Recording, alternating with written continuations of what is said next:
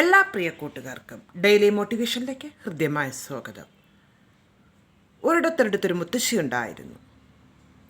അതിസമർത്ഥയും ചുറുചുറുക്കുമുള്ള സദാ നേരവും തിരക്കിലകപ്പെട്ട ഒരു മുത്തശ്ശി ആയതിനാൽ മുത്തശ്ശിയെ ആ ഗ്രാമത്തിലുള്ള എല്ലാവർക്കും വളരെ ഇഷ്ടമായിരുന്നു. ഒരു ദിവസം ആർത്തലച്ച് കരഞ്ഞുകൊണ്ട് ഒരു യുവതി മുത്തശ്ശിയുടെ അരികിലെത്തി. മുത്തശ്ശി കാരണം ചോദിച്ചു. അപ്പോൾ അവൾ ഇപ്രകാരം പറഞ്ഞു: എൻ്റെ ഗ്രാമം വല്ലാത്തൊരു വരൾച്ചയിലാണ് അകപ്പെട്ടു പോയത്. അങ്ങനെയിരിക്കെ ആ ഗ്രാമത്തിൽ യാതൊരു ജോലിയും ഇല്ലാത്തതിനാൽ എൻ്റെ ഭർത്താവ് അങ്ങ് അകലെയുള്ള ഒരു സ്ഥലത്ത് ജോലി അന്വേഷിച്ചു പോയി. പക്ഷേ നാളിതുവരെയും എൻ്റെ ഭർത്താവിൻ്റെ ഒരു വിവരമോ തിരിച്ചു മടങ്ങി വരികയോ മാത്രവുമല്ല ഒരു കത്തയക്കുകയോ ഒന്നും ഉണ്ടായിട്ടില്ല. എനിക്കാണെങ്കിലോ 3 കുട്ടികളാണ്. അവരെ എങ്ങനെ വളർത്തണമെന്ന് യാതൊരു പിടിയുമില്ല. വല്ലാത്തൊരവസ്ഥയിലാണ് ഞാൻ.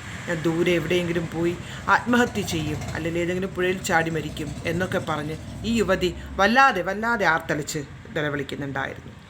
ഒരു നിമിഷം ശ്രദ്ധിച്ച് കേട്ടിട്ട് മുത്തശ്ശി ഇപ്രകാരം ആ സ്ത്രീയോട് പറഞ്ഞു: നീ എന്ത് മണ്ടത്തരമാണ് കാണിക്കുന്നത്? നീ ആത്മഹത്യ ചെയ്താൽ, നീ ലോകത്ത് നിന്നും ഇല്ലാതായാൽ നഷ്ടം നിൻ്റെ 3 മക്കൾക്കാണ്. നിൻ്റെ മക്കളുടെ കാര്യം ആര് നോക്കും? നീ ജീവിച്ചിരുന്നിട്ടോ ഇങ്ങനെ.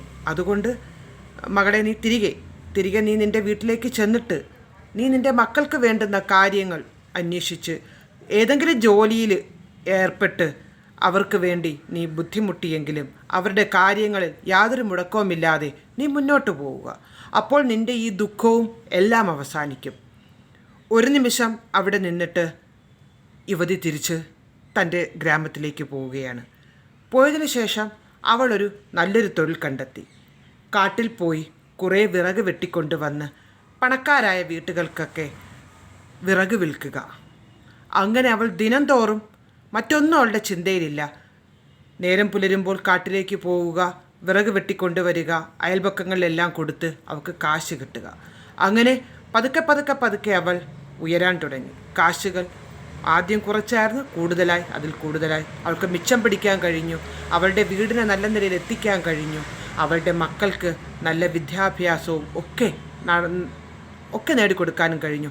അവളും നല്ല രീതിയിൽ ഡ്രസ്സ് ചെയ്യാനും വസ്ത്രധാരണയൊക്കെ നല്ല രീതിയിൽ ധരിക്കുവാനും വീടിൻ്റെ മോടി കൂട്ടുവാനും ഒക്കെ അവൾ കഴിഞ്ഞു. അങ്ങനെ ഇരിക്കെ അവൾ തൻ്റെ ഭർത്താവ് നാട് വിട്ടുപോയതോ ഒന്നും അവളുടെ ഓർമ്മയിലില്ല.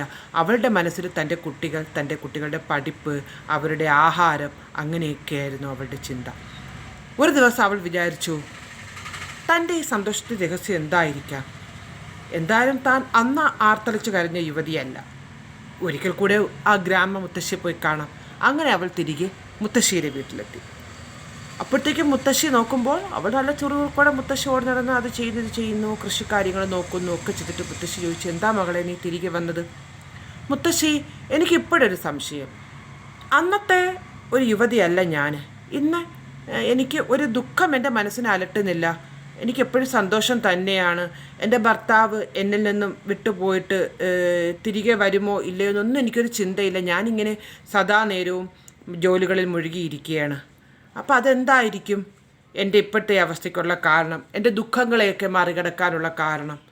അപ്പോൾ മുത്തശ്ശി പറഞ്ഞു: മറ്റൊന്നുമല്ല, നീ സദാ നേരവും മറ്റുള്ള ജോലികളിൽ നീ തിരക്കായിക്കൊണ്ടേയിരിക്കുന്നു. എല്ലാ കാര്യങ്ങളിലും നീ മുഴുകിക്കൊണ്ടിരിക്കുന്നു. അതുതന്നെയാണ്.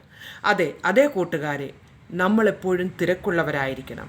തിരക്കുള്ളവരാകുമ്പോൾ നമുക്ക് മറ്റുള്ളവയെക്കുറിച്ച് ചിന്തിക്കാനോ ഓർക്കാനോ ഒന്നും കഴിയില്ല.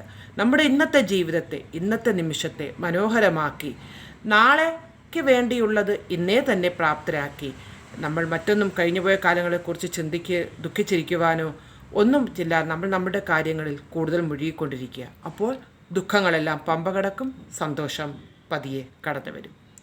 അപ്പോൾ എല്ലാവർക്കും ഈ കഥ ഇഷ്ടപ്പെട്ട് കാണുമെന്ന വിശ്വാസത്തോടെ, സ്നേഹത്തോടെ ഷഹീനസ്. നന്ദി, നമസ്കാരം. വീണ്ടും കാണാം ഡെയിലി മോട്ടിവേഷനിലൂടെ.